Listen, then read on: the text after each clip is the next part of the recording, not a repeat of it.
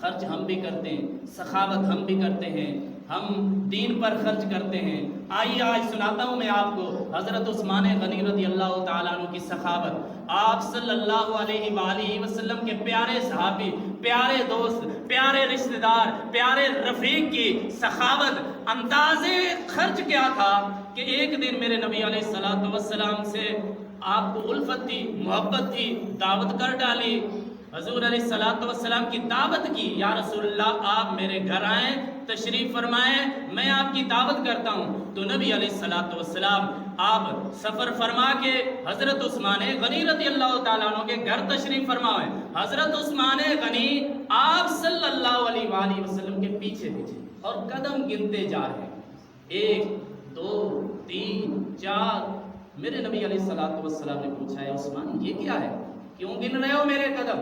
قدم اٹھا کے جا رہا ہوں، کیوں گن رہا ہوں؟ یا رسول اللہ آپ سے محبت جو ہے، کہتے ہیں عشق کا کوئی مول نہیں ہے، سبحان اللہ، کوئی قیمت نہیں ہے، مہنگا سستا سودا نہیں وہاں دیکھا جاتا۔ جہاں پیار و محبت ہو جائے وہ سودا مہنگا سستا نہیں ہوتا، وہاں محبت ہوتی ہے۔ اب یہاں دیکھ لیں، اب مسجد آپ نے بنائی ہے، ہر شخص نے ایک جیسا چندہ نہیں دیا ہوگا، جس کی جتنی محبت ہے وہ اتنا ہی خرچ کرے گا۔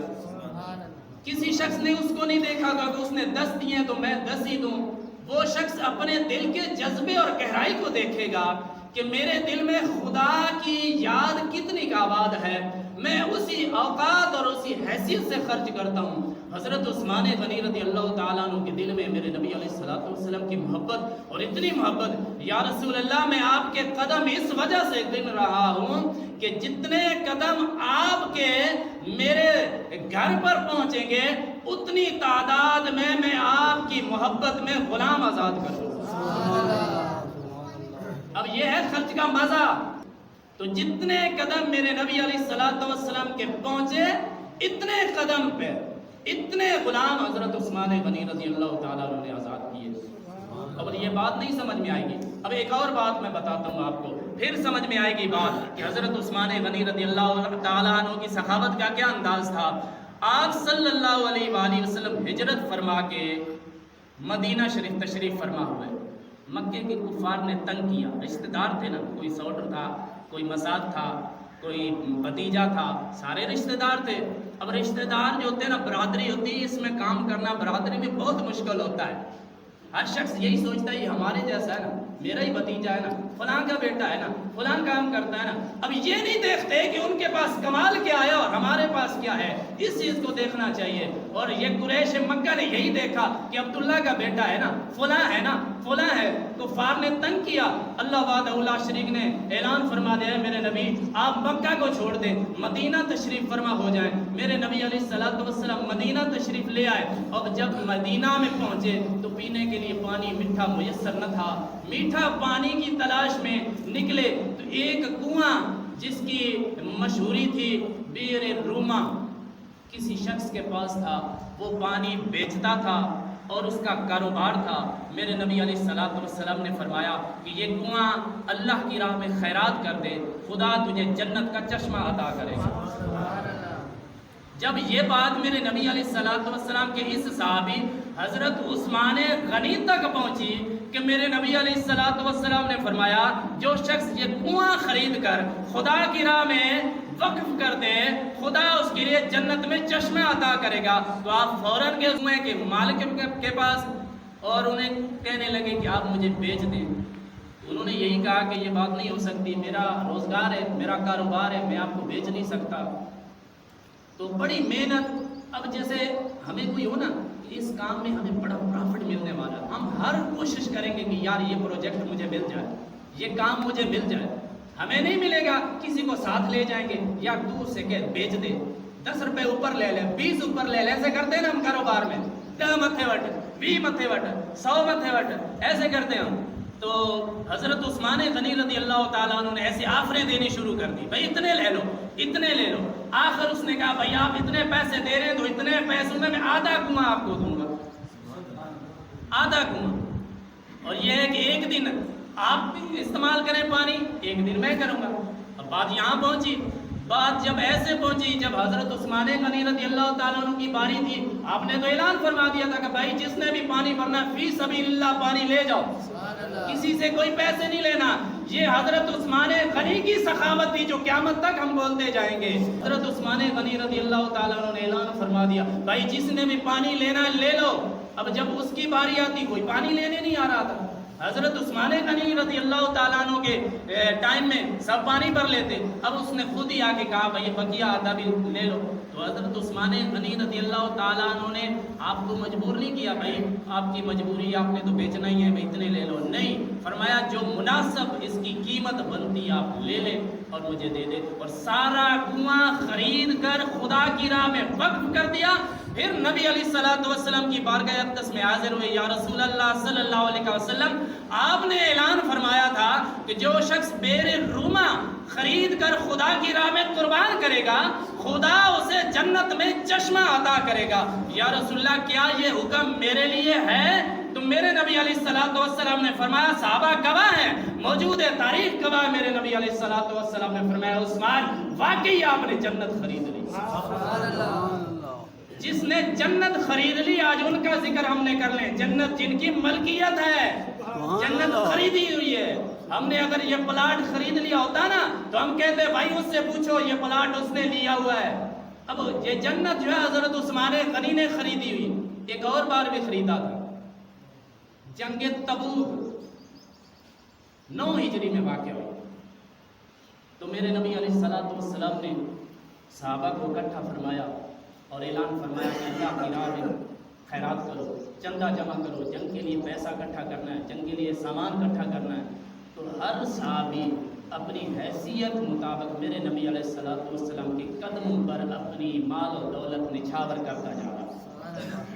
ہر صحابی، ایسا نہیں ہے کہ کوئی صحابی نہیں اٹھا اور حضرت عثمان غنی رضی اللہ تعالیٰ عنہ نے اعلان کر دیا، ہر صحابی اپنی حیثیت مطابق بلکہ اپنی حیثیت سے بڑھ کر میرے نبی علیہ الصلوۃ والسلام کے قدموں میں نچھاور کر رہے تھے۔ حضرت عثمان غنی رضی اللہ تعالیٰ عنہ کھڑے ہوئے، یا رسول اللہ صلی اللہ علیہ وسلم 100 اونٹ بما ساز و سامان سارا میری طرف سے خدا کی راہ میں قربان کرتا ہوں۔ سبحان اللہ۔ اب 100 اونٹ کی کیا قیمت ہوگی؟ آج اندازہ لگا لیں ایک اونٹ کی کیا قیمت ہے اور 100 اونٹ کی کیا قیمت ہے۔ صرف اونٹ نہیں بلکہ جتنا ساز و سامان مکمل جو ہے وہ سارا۔ پھر میرے نبی علیہ الصلوۃ والسلام نے جو نگاہ کرم دوڑائی تو کچھ کمی محسوس ہوئی، آپ نے پھر اعلان فرما دیا بھائی دوبارہ چندہ جمع کرو۔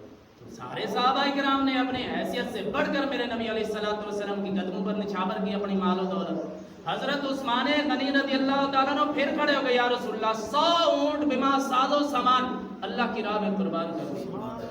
پہلی دفعہ 100، پھر 200 اونٹ، تیسری بار پھر میرے نبی علیہ الصلوۃ والسلام نے اعلان فرمایا۔ ابھی جذبہ ٹھنڈا نہیں ہوا دل میں، یہ ہے محبت۔ کوئی شخص کہہ دیتا یہاں تو کہے گا مولوی ایک باری تو پیسے لے لیں اور دوسری باری پھر لے رہے ہیں، یہ ہے محبت میرے نبی علیہ الصلوۃ والسلام کی کہ یا رسول اللہ 300 اونٹ، تیسری بار 300 اونٹ بما ساز و سامان آپ کے قدموں پر نچھاور کر دیا۔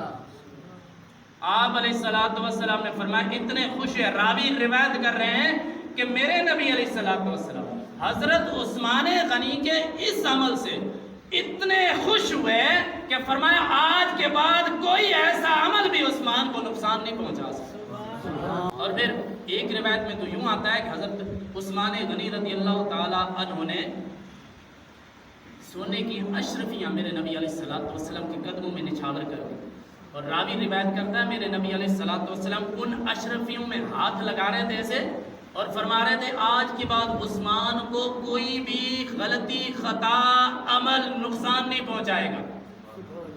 اور حضرت ابو ہریرہ رضی اللہ تعالیٰ عنہ روایت کرتے ہیں کہ عثمان غنی رضی اللہ تعالیٰ عنہ وہ شخصیت ہیں جنہوں نے 2 بار اپنے حبیب علیہ الصلوۃ والسلام سے جنت خرید لی ہے، 2 بار فرمایا جنہوں نے 2 بار جنت خریدی ہے۔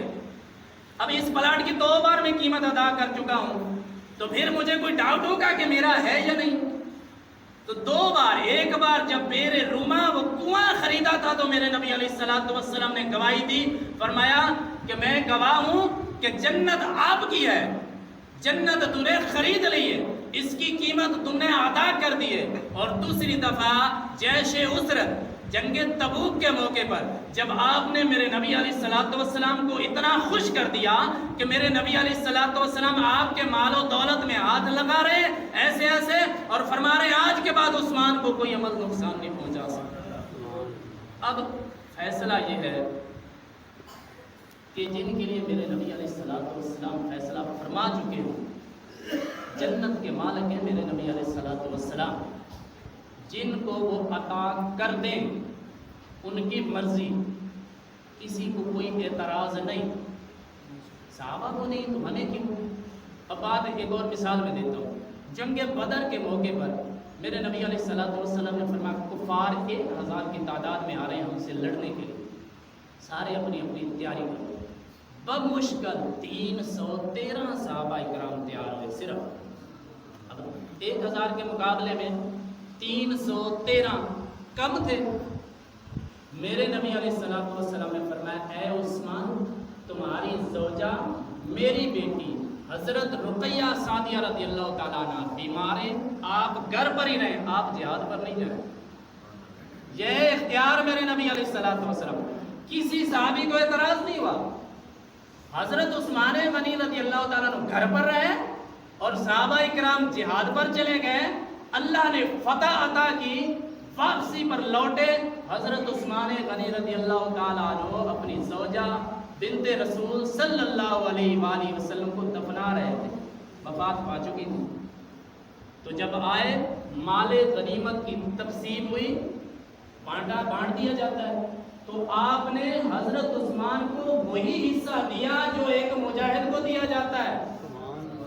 کسی صحابی نے اعتراض نہیں کیا یا رسول اللہ صلی اللہ علیہ وسلم، حضرت عثمان تو موجود نہیں تھے، آپ تو گھر پر تھے، آپ نے فرمایا یہ بھی جہاد میں، کیونکہ اللہ اور اس کے رسول کی اطاعت میں تھے، یہ اللہ اور رسول کے حکم میں موجود تھے، تو ان کو وہی حصہ ملے گا جو ایک مجاہد کو ملتا ہے۔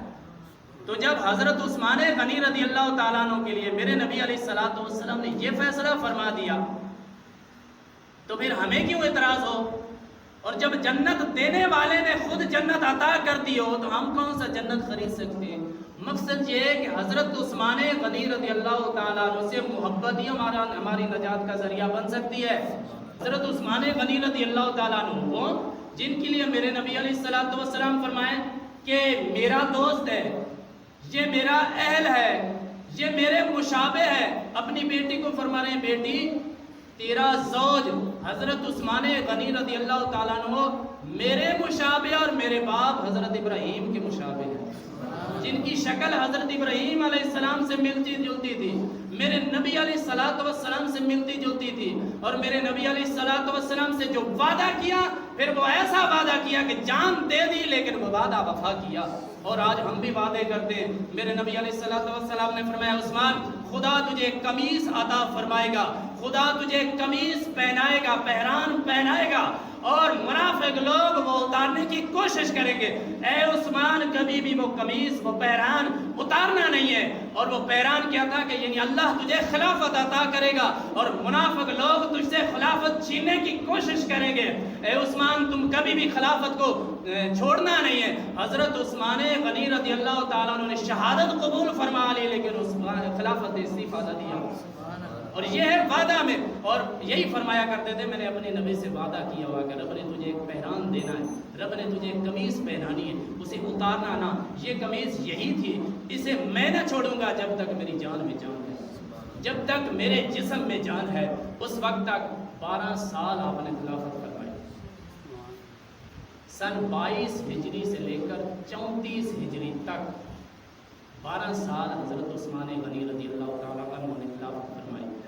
یہ تو اتنے فضائل کے حامل ہیں یہ لوگ کہ ان کا نام لے کر ہم خود برکت حاصل کرتے ہیں، اپنی زندگی سنوارتے ہیں، خدا ہم پر فضل و کرم فرماتا ہے۔